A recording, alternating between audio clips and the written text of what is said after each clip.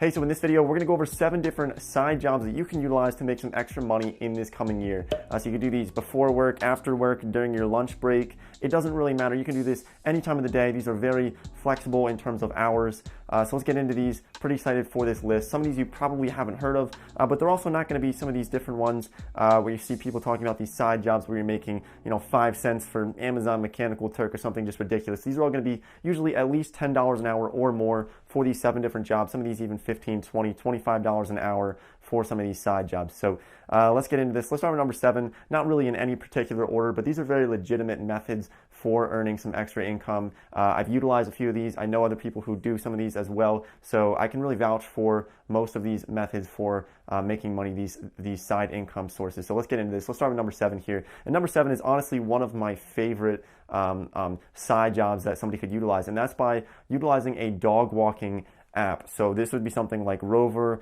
or iWag. Now, I'm not affiliated with them. They're not paying me to mention them at all, but these just seem like really cool methods for earning income. So you can get typically between like $12 and $16 per dog that you walk.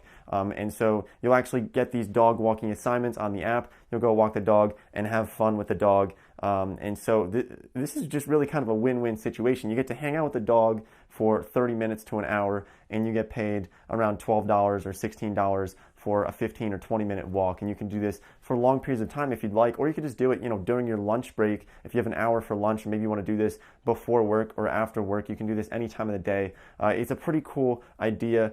Maybe I'll leave links to iWag or Rover in the description. If I forget to put them there, just find them on the App Store. But walking dogs is a really cool way to, hang out with dogs, have a good time, and also get paid for it and work on your own schedule. It's a pretty easy, laid-back process. Okay, let's get into number 6 here. Now, number 6 is by utilizing a website called Clarity. So it's clarity.fm.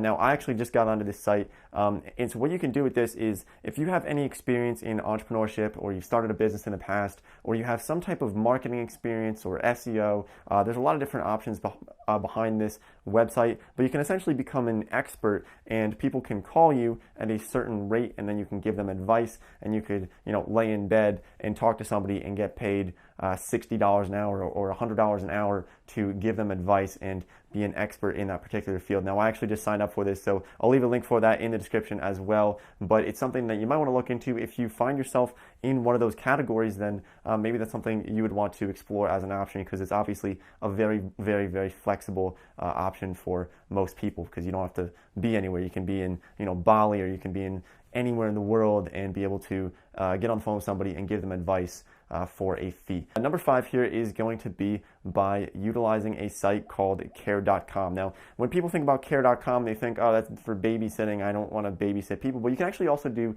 dog sitting and dog boarding as well. And there's all kinds of different housekeeping options on there. So I would just go on the site and check it out, because it's not just for babysitting. There's so many different options for care.com. My brother's girlfriend actually got a job through that, and it's pretty part-time. It's pretty flexible, and you can really find some cool opportunities and really get some good networking as well. So for example, if you have, say you have some extra room in your house and you don't mind boarding some dogs, you can get paid $200 to board a dog for a week through care.com. There's all kinds of different options behind that, but I think it's a cool website. You might want to just check it out and see what you can find on there.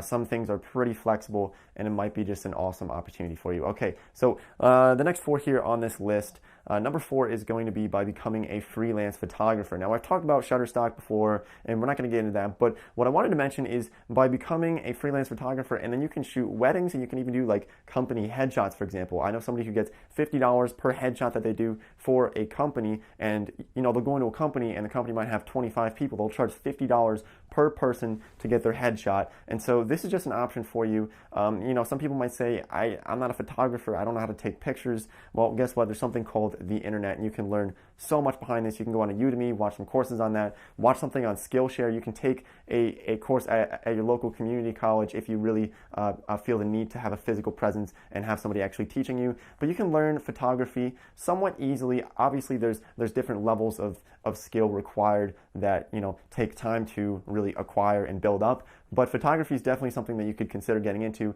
and be very flexible with your time. You can spend a weekend and shoot a wedding and make $1,500 in a single weekend by shooting a wedding whenever you really want to, kind of on your own time. That's what's really awesome about really being a freelance photographer.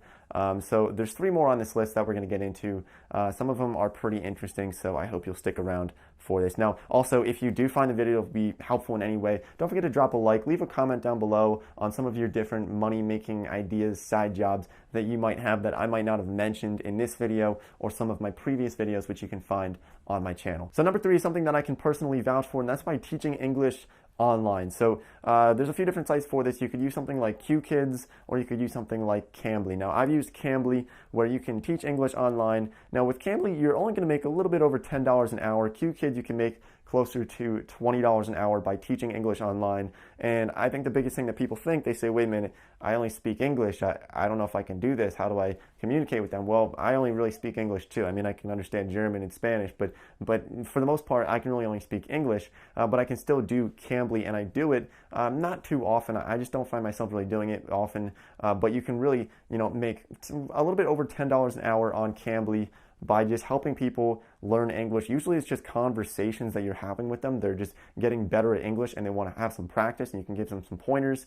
But it's pretty laid back. You can, sit in your bed and make money online by just video chatting with somebody who's probably on the other side of the world trying to learn your language. So Cambly and QKids, definitely check them out. I think with QKids you do need to have a college degree, but Cambly you don't. So look into them, and let's get into the next 2. So number 2 is by utilizing a service called Instacart. So this is sort of like Uber Eats or Grubhub, but what you're doing is you're actually delivering groceries. You're actually shopping in the store and then delivering groceries to somebody, and you'll get paid for it. So this is actually something that sometimes Uber drivers will do this and Lyft drivers will do this, but you can do this really almost a full-time gig by delivering groceries to people. But you can also do this very part-time. You get to choose your own hours. The pay is pretty decent from what I've heard. You can go on Glassdoor and just check out the salaries on there and whatnot, but it's very flexible with time, and it's just something that I thought would be really interesting to throw into this list, because it's definitely going to be something that's